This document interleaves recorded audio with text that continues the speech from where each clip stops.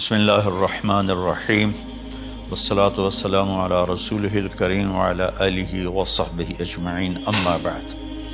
میرے محترم بھائیوں، بہنوں، بچوں، بچیوں، عزیزوں، جاننے والے، نہ جاننے والے، السلام علیکم ورحمۃ اللہ وبرکاتہ۔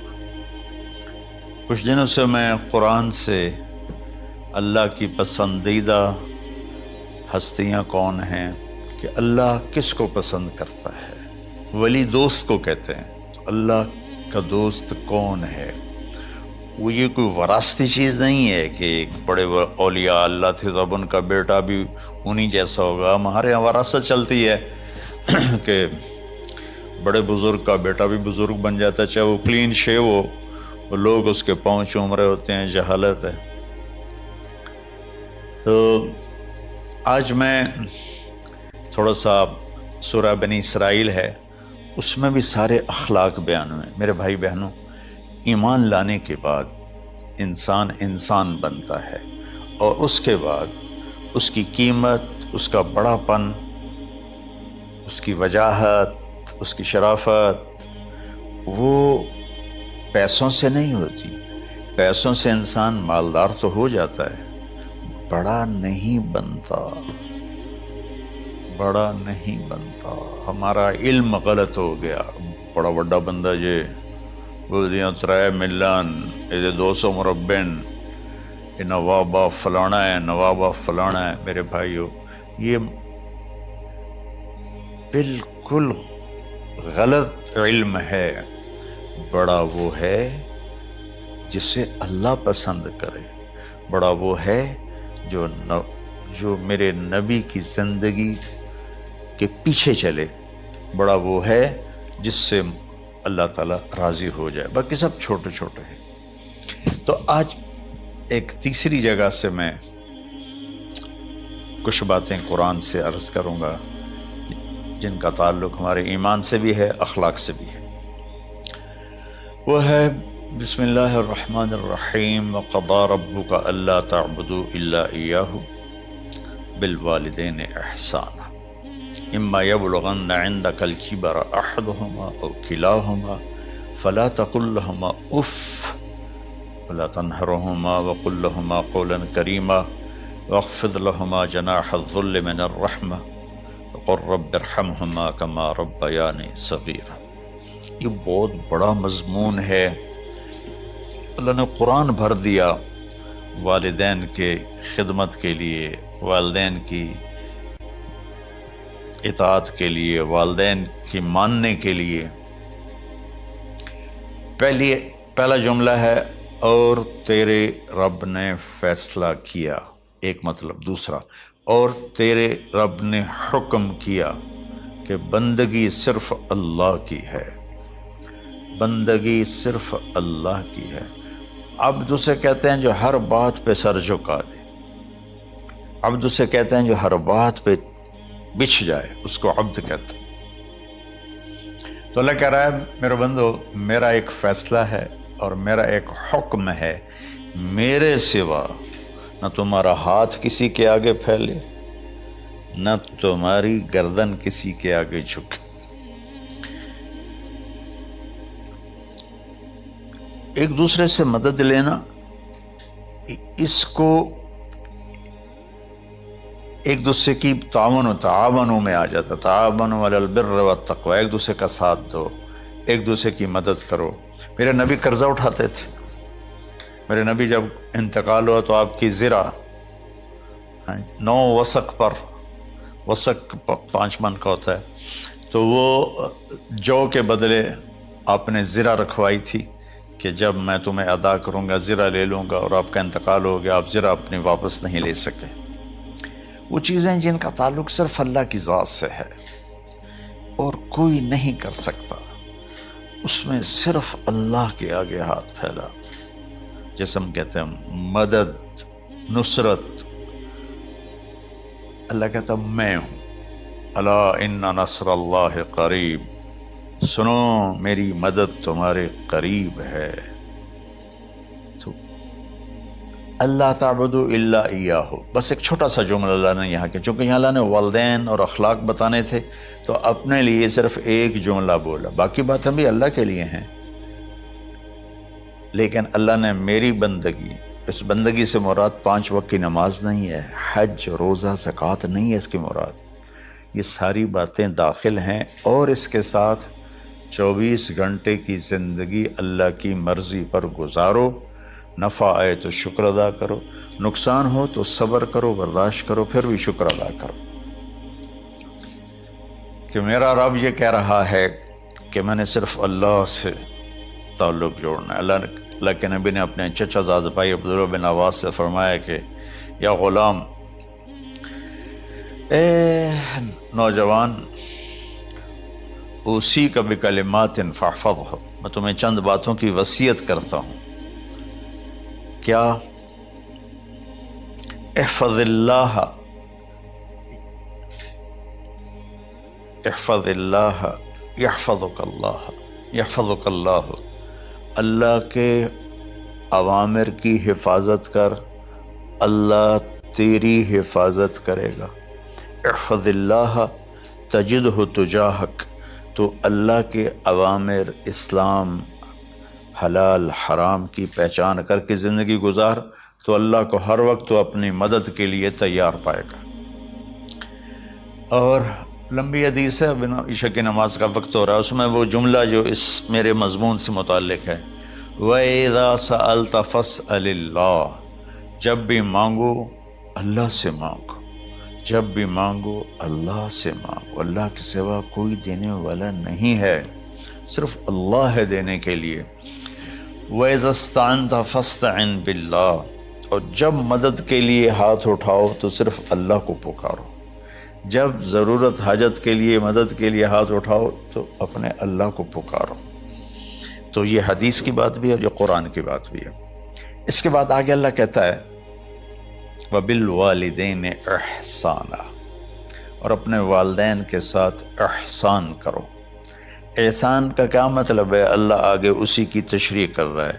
ویسے احسان کا مطلب عربی میں ہوتا ہے، یہ جو ہمارا اردو کا احسان ہے، میں تیرے تو احسان کیتا ہے، تو ہوں میں کی کر رہے ہیں، یہ بھی مطلب ہے، لیکن احسان کا اصل مطلب ہوتا ہے، احسان حسن سے ہے، حسن، حسن سے الف، 2 الف ملے اور احسان بن گیا۔ احسان کا مطلب ہوتا ہے کسی بھی کام کو جو دنیا کا ہے، دین کا ہے، اس سے انتہائی خوبصورت طریقے سے کرنا۔ جیسے کسی دلہن کا میک اپ ہوتا ہے نا، تو 5-6 گھنٹے 4 گھنٹے کے بعد وہ کہتی ہے، جو ہوتی ہے اس کا میک اپ کرنے والی، کہ جی بس یہ مکمل ہو گیا ہے اور اب اس سے آگے نہیں ہے۔ تو آخری انتہا، اچھائی کی آخری انتہا پر پہنچ کے کام کرنے کو احسان کہتے ہیں۔ تو میرا اللہ کہہ رہا ہے، میرے بندو، اپنے والدین کے ساتھ وہ کرو کہ جو بھلائی کی، خدمت کی، ماننے کی آخری حد ہے۔ سبحان اللہ۔ وبالوالدین احسان، بالوالدین پہلے ہے، احسان بعد میں ہے۔ اللہ تعالیٰ نے باقی سب کو پیچھے کر کے فرمایا کہ دیکھو، خاص طور پہ ماں باپ کے ساتھ وہ رویہ کرو کہ ان کے دل سے دعائیں نکلیں۔ چند دن پہلے ایک والد یوں ہاتھ اٹھا کے کہہ رہا تھا اپنے بیٹے، اکلوتا بیٹا، میں منگنا اللہ کو لو، اللہ تینوں چاہ لگے۔ باپ بیٹے کے لیے یہ دعا مانگ رہا تھا اور بیٹا اکیلا ہے، یہ بد دعا باپ کر رہا تھا۔ تو بھائیو، ایسی اولاد نہ بنو جس ماں نے پیٹ میں 9 مہینے اٹھایا، پھر جننے کی تکلیف برداشت کی۔ ایک شخص آیا حضرت عبید بن عمیر کے پاس کہ حضرت، میں نے ماں کو اپنے کندھے پہ بٹھا کے پیدل حج کرایا ہے، مینا لے گیا، عرفات لے گیا، مزدلفہ، پھر مینا، پھر مکہ، تو کیا میں نے ماں کا حق ادا کر دیا؟ میں نے فرمایا ولا تلقۃ واحدہ، بیٹا ابھی ایک تلقہ کا حق بھی ادا نہیں ہو۔ تلقہ کسے کہتے ہیں؟ جب بچہ پیدا ہونے کا وقت آتا ہے تو ماں کو دردوں کی لہریں اٹھتی ہیں، وہ اتنی خوفناک ہوتی ہیں کہ ماں چیخ چیخ کے رہ جاتی ہے، اور بعض اوقات ڈیلیوری لیٹ ہو جاتی ہے تو وہ تڑپتی ہے، روتی ہے۔ وہ جو لہریں ہیں نا پیٹ میں آتی ہیں جاتی ہیں، آتی ہیں جاتی ہیں، ایک لہر جو درد کی اٹھتی ہے اس کو کہتے ہیں طلقہ۔ میں قربان جاؤں، انہوں نے فرمایا بیٹا ابھی تیری ماں نے جو تجھے جنا تھا اس وقت جو تجھے درد، وہ تیری ماں نے درد کی لہریں برداشت کی تھیں، اس میں سے ایک لہر کا بھی حق ادا نہیں ہوا، یعنی کہ حق ادا ہو ہی نہیں سکتا۔ یہ مطلب کہ حق ادا ہو ہی نہیں سکتا، کہ بیٹا ابھی ایک کا بھی نہیں۔ پھر حضرت عبداللہ بن عمر سے ایک شخص نے پوچھا کہ اچھا یہ جو آدمی تھا یہ خراسان، یہ ایران میں ہے اور افغانستان میں، یہاں سے ماں کو پیدل کندھے پہ بٹھا کے مکے پہنچا تھا، اندازہ لگا اس نے کتنی مشقت اٹھائی۔ اور عبید اللہ بن عمیر کہتے ہیں بیٹا ابھی ایک لہر کا حق ادا نہیں ہوگا۔ یہی سوال حضرت عبداللہ بن عمر سے کیا ایک شخص نے کہ حضرت میں نے اپنی ماں کو حج کرایا ہے، سارا میں نے پیدل کرایا ہے اور کندھے پہ اٹھا کے کرایا ہے، تو کیا میں نے ماں کا حق ادا کر دیا؟ وَلَا زَفْرَةً وَاحِدًا وَلَا زَفْرَةً وَاحِدًا۔ کہ بیٹا تیری ماں نے تجھے پالتے ہوئے جو تھک تھک کے لمبے لمبے سانس لیے، ہوکے بھرے، ابھی ایک ہوکے کا حق بھی ادا نہیں ہوا، یعنی حق ادا ہو ہی نہیں سکتا۔ تو احسان کے آگے تشریح آ رہی ہے۔ تو آج میں صرف اتنی بات کروں گا کہ میرے بھائیو، میری بہنوں، میرے بچوں، میری بچیوں، اللہ کے واسطے ماں باپ کو دکھ نہ دینا ورنہ اللہ بھی ناراض ہو جائے گا۔ چند دن پہلے ایک بچہ بچی میرے پاس آئے، دونوں میڈیکل اسٹوڈنٹ تھے، کہیں گے ہم شادی کرنا چاہتے ہیں۔ تو بچی نے کہا جی میرے والدین ناراض ہیں، وہ نہیں، اس رشتے پر راضی نہیں ہیں۔ تو میرے باپ کہتے ہیں اگر تو نہیں یہاں رشتہ کیا تو تیری میری ایک درمیان ایک خط آئے، کھچ جائے گا ایک خلیج، ہم اس پار نہیں آئیں گے تو اس پار نہیں آئے گی۔ میں نے کہا بیٹی جس ماں نے تجھے 9 مہینے پیٹ میں پالا، 2 سال تجھے دودھ پلایا، تیری پوٹیاں پیشاب صاف کیا، تجھے پیمپر باندھے، تجھے اٹھ اٹھ کے راتوں کو اپنی چھاتی سے دودھ پلایا، کیا اب اس کا اتنا بھی حق نہیں کہ تم اس کی رائے کا احترام کرو؟ اتنا بھی حق نہیں ہے؟ تو میں نے کہا بیٹا میری کوئی رائے نہیں ہے، تو اگر تیرے ماں باپ راضی ہیں تو بسم اللہ ضرور کر، اگر راضی نہیں ہے تو دیکھو موت تک تجھے ماں باپ کی دعا نہیں ملے گی، اور ماں باپ کی دعا نہ ملی تو کچھ بھی نہیں ملے گا۔ تو بھائیو دوستو، خاص طور پر آج کے کالج کے نوجوان بچے بچیاں یہ ماں باپ کے ساتھ بہت بدتمیزی کرتے ہیں، چونکہ اس میں والدین کا پہلا قصور ہے کہ انہوں نے ان کو دین نہیں سکھایا۔ بچپن میں انگلش میڈیم سکول، پھر او لیول، پھر اے لیول، تو انہیں کیا پتہ ماں کون ہے باپ کون ہے۔ ایک پرانی بات ہے، ایک شخص اپنے بیٹے کو لے کر آیا کہ یہ میرا بچہ ہے اور یہ فلاں جگہ شادی کرنا چاہتا ہے اور ہم میں سے کسی کی رائے نہیں ہے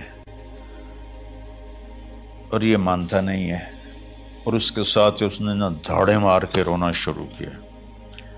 تو میں نے بچے کو دیکھا تو یوں کر کے بیٹھا تھا، اس کا باپ رو رہا ہے، ہچ کیوں تو ایسے بیٹھا ہو۔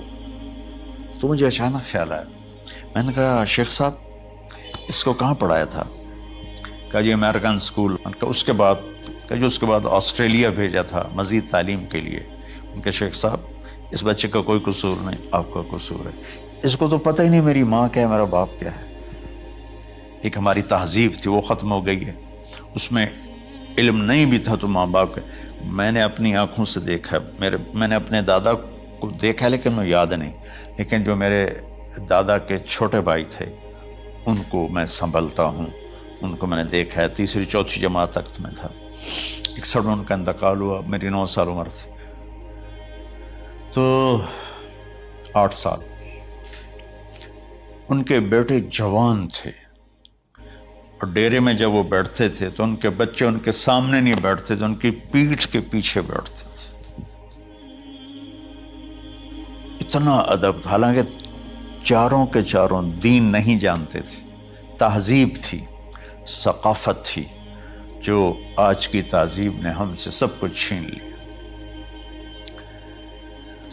اب بھی آپ جاؤ بیٹا تھر پارکر میں گیا ہوں 2-3 دفعہ، اور وہاں مسلمان نہیں، ہندو عورتیں جب گاڑی گزرتی ہے تو گھونگھٹ کو نیچے کر لیتی ہیں، اپنا چہرے کو فوراً چھپا لیتی ہیں۔ تو خیر بہرحال میں نے کہا شیخ صاحب اس بچے کا قصور نہیں، آپ کا قصور ہے۔ تو میرے بچوں، اپنے ماں باپ کو خوش کرو، راضی کرو۔ ان کا راضی ہونا اللہ کی رضا ہے۔ میں اس کی تفصیل انشاءاللہ آگے بتاؤں گا، آج میں صرف اتنا ہی میں نے تمہید باندھی ہے کہ ماں باپ کا کیا مقام ہے، ان کی کیا عزت ہے۔ ایک شخص آیا، یا رسول اللہ میرا باپ میرے پوچھے بغیر میرا مال خرچ کر لیتا ہے۔ آپ نے کہا بلاؤ، چونکہ بچے کا ذاتی مال اگر ہو تو شرع کے لحاظ سے باپ پوچھ کے استعمال کرے، بغیر پوچھے استعمال نہ کرے۔ جب اسے پتہ چلا کہ میرے بیٹے نے شکایت کی ہے، تو عرب کی شاعری تو مشہور تھی، انہیں دل دل میں کچھ اشعار پڑھے۔ جو آیا تو جبریل پہلے آ گئے، یا رسول اللہ، اللہ تعالیٰ کہہ رہے ہیں آپ اس سے پوچھیں وہ شعر بتاؤ جو تیرے کانوں نے تو نہیں سنے، تیرے دل میں آئے تھے اور اللہ نے سن لیے۔ تو اللہ کے نبی نے فرمایا بھائی تیرا انشاءاللہ کیس سنتے ہیں، لیکن پہلے وہ شعر سناؤ جو تم نے تو نہیں کہے زبان سے پر اللہ نے سن لیے ہیں۔ تو پھر اس نے وہ اشعار پڑھے، اور اس کے آگے کیا ہوا یہ میں انشاءاللہ اگلے کلپ میں بتاؤں گا کہ باپ کا کیا مقام ہے، ماں کا کیا مقام ہے۔ السلام علیکم ورحمۃ اللہ۔